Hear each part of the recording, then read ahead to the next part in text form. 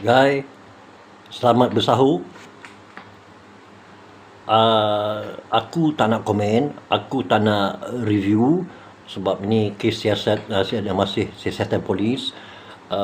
So untuk orang-orang Muslim, dua meninggal, tiga cedera parah. Semalam yang cedera parah tu seorang lagi meninggal.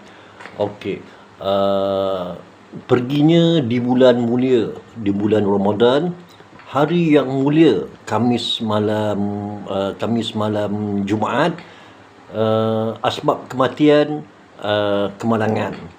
So kita doakan ini ciri-ciri, kita doakan semoga ditempatkan yang meninggal di kalangan orang-orang yang beriman.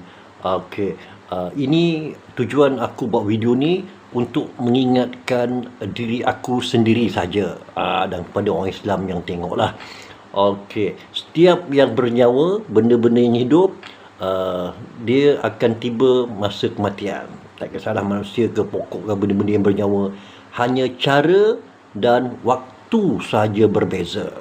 Untuk diri aku, ini FYP dekat TikTok video, aku ingin membaca sama-sama, kita baca Al-Fatihah di bulan Ramadan. Perginya kami malam Jumaat untuk sedekah arwah yang telah pergi. So total 3 orang. So Al-Fatihah. Bismillahirrahmanirrahim. Alhamdulillahirabbil alamin arrahmanirrahim maliki yaumiddin iyyaka na'budu wa iyyaka nasta'in ihdinas siratal ladzina an'amta 'alaihim ghairil maghdubi 'alaihim waladdallin. Allah, andai kata satu hari tiba masa aku pula, kalau andai kata sesiapa yang mendengar untuk aku pula tiba masa aku pergi, kalau korang perasan aku, doakan juga aku Al-Fatihah. So apa-apa pun aku ucapkan selamat bersahur. Assalamualaikum.